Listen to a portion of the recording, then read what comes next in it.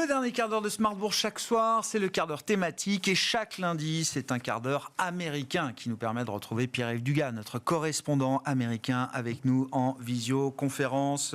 Pierre-Yves, on entre vraiment dans le sprint final, le money time. On aura l'occasion d'en reparler encore ces prochains lundis avec vous avant le jour J du 5 novembre. Mais quels sont les grands scénarios qui se déclinent aujourd'hui devant nous pour le résultat de cette élection présidentielle et de l'élection, de la réélection d'un certain nombre de membres de la Chambre des représentants et du Sénat, Pierre-Yves? Alors, Grégoire, j'ai essayé de vous faire par ordre croissant d'inquiétude pour les marchés les différentes permutations possibles de résultats électoraux, puisque ne l'oublions pas, nous avons aux États-Unis qui va s'achever le soir du mardi 5 novembre, des élections présidentielles, mais des élections législatives. Et l'interconnexion des deux est plus que jamais très importante. Alors, j'ai retenu 6 possibilités dans ce que j'appelle des scénarios, pour parler français, de cohabitation, qui sont des scénarios qui favoriseraient ce que l'on appelle aux États-Unis le ticket splitting. Le ticket, c'est historiquement en tout cas la longue bande de papier qui représentait, ça n'est plus toujours le cas suivant les machines à voter maintenant, les multiples bulletins de vote dans lesquels on devait faire des trous. Les Américains peuvent panacher. Ils peuvent choisir un démocrate comme président et un républicain comme sénateur ou comme député ou un indépendant. Toutes les permutations sont possibles.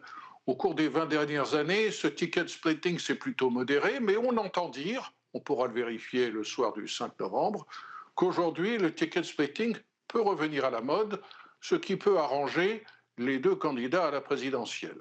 Ticket splitting, première possibilité, Kamala Harris est élue présidente, mais elle se retrouve face à elle avec un Sénat qui sera probablement républicain et une Chambre qui probablement sera encore républicaine ou de très courte majorité, en tout cas dans un camp ou dans l'autre.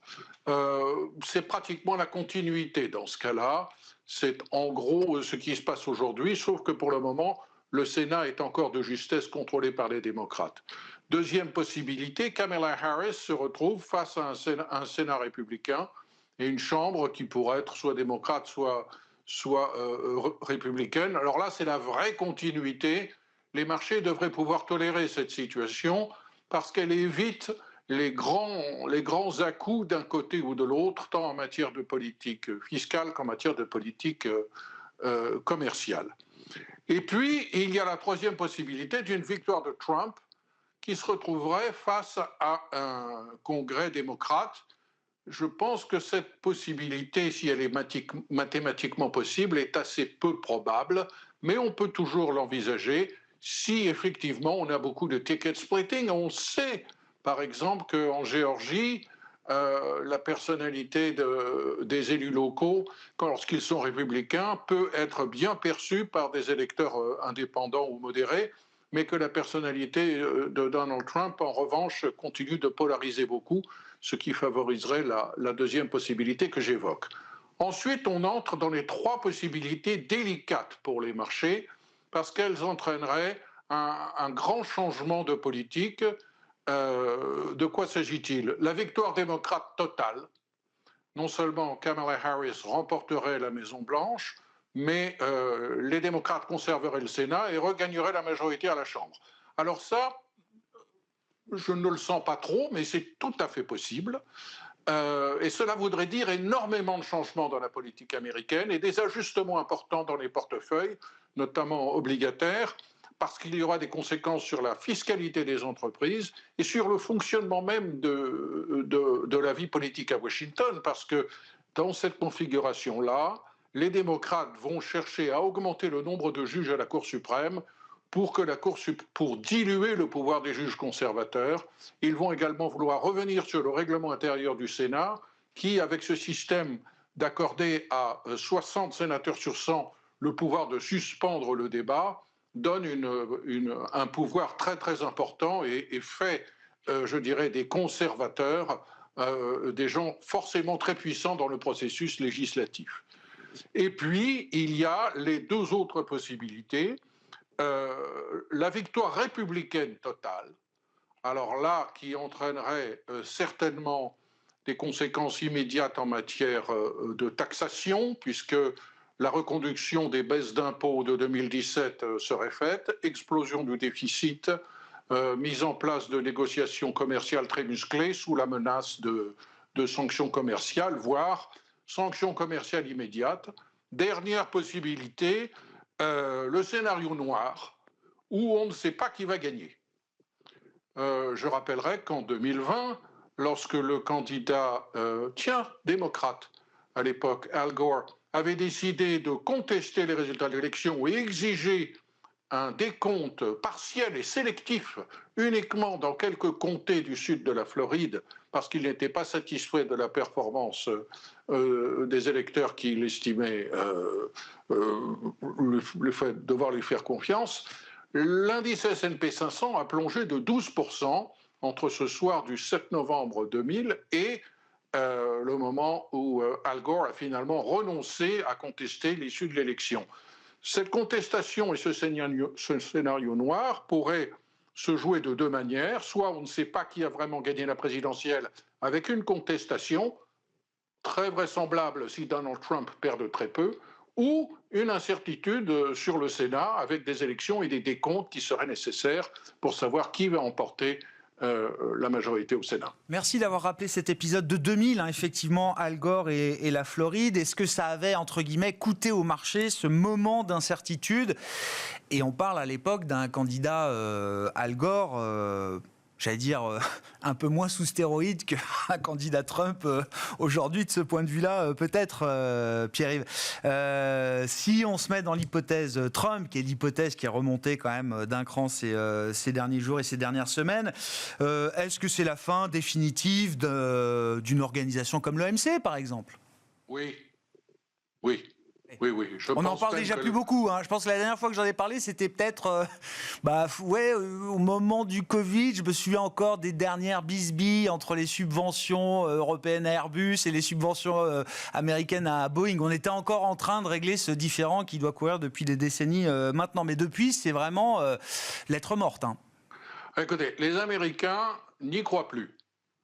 Ils ne croient plus au libre-échange, tant du côté des républicains que des démocrates. Je dirais qu'il y a une espèce de coalition, une coalition qui est à la fois de gauche et de droite, une coalition syndicale qui est contre les grands accords de libre-échange, une coalition d'écologistes qui ne croient plus que les accords de libre-échange sont bons pour la planète, et une coalition d'agriculteurs américains qui sont très puissants au Sénat, parce que le Sénat, il y a 100 sénateurs, 2 par État, et les États ruraux et les États agricoles sont relativement plus puissants au Sénat qu'à la Chambre des représentants. Et puis, il y a une coalition populiste qui essaye de fédérer tous ces mécontents du libre-échange, qui fait qu'aujourd'hui, la Maison-Blanche de Joe Biden ou auparavant celle de Donald Trump ne veut plus négocier des grands accords de libre-échange. Ces négociations qui prennent des années et dont on ne sort pas. Qu'est-ce que ça veut dire? Ça veut dire que d'autres types de négociations multilatérales ont, à mon avis, très peu de chances d'aboutir. Il y a ce fameux compromis réalisé dans le cadre de l'OCDE sur la taxation des multinationales. À mon avis, jamais cette usine à gaz ne sera adoptée par le Congrès, que Donald Trump soit élu ou que Kamala Harris soit élue. Je ne vois pas comment, à Washington, on pourrait adopter un truc pareil. Ce qui suppose d'ailleurs qu'en cas d'élection de Donald Trump, on ait de violents contentieux assez rapidement avec l'Europe sur cette affaire d'abord, avec la possibilité pour les Européens de commencer à titre préemptif de capter une part des profits réalisés par les multinationales en Europe, et puis l'affaire de la taxe carbone que les Européens veulent imposer, les Américains ne sont absolument pas d'accord.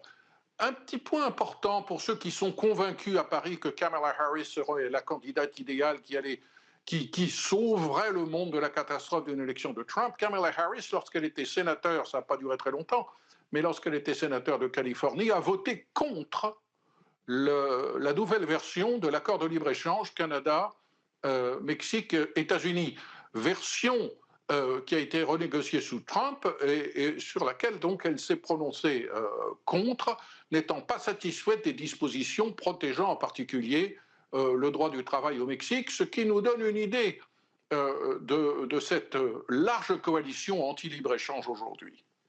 Donald Trump a eu cette petite phrase la semaine dernière, il était à l'Economic Club de Chicago, je crois, avec Bloomberg qui retransmettait l'interview. Nos alliés ont plus profité que nous, que nos ennemis. Hein. C'est ça le monde de Trump aujourd'hui en matière d'organisation, notamment des échanges commerciaux. Hein. L'objectif de la politique de tarifs douaniers, de droits de douane et de surtaxes n'est plus simplement de faire peur, n'est plus simplement de protéger des industries américaines. C'est aussi d'extorquer des concessions sur la protection militaire américaine, sur le soutien diplomatique des États-Unis dans certaines de ses positions. On l'a vu avec la Corée, avec le Japon en particulier, et avec les Européens qui, dans une négociation commerciale, sont extrêmement démunis parce qu'ils ne sont pas unis. Ils doivent négocier et fédérer leur position, qui est souvent divergente, ne serait-ce qu'entre l'Allemagne et la France sur la question du libre-échange. Et puis, les droits de douane sont un moyen choisi par Donald Trump aussi pour lever de l'argent. Il considère que c'est un moyen de compenser les baisses d'impôts. Donc les droits de douane, c'est bon. C'est bon par principe, pas simplement pour négocier. Bon, derrière Tarifman, il y a le dealmaker Trump qui est toujours à disposition pour ceux qui le souhaitent. Merci beaucoup Pierre-Yves. Pierre-Yves Dugas avec nous chaque lundi, le quart d'heure américain. Ne ratez pas, on va être ensemble évidemment jusqu'au 5 novembre et au-delà. Nous retrouvons Pierre-Yves Dugas avec nous le lundi à 17h45 en direct dans Smart Bourse, en replay sur bismart.fr ou encore en podcast sur l'ensemble de vos plateformes préférées.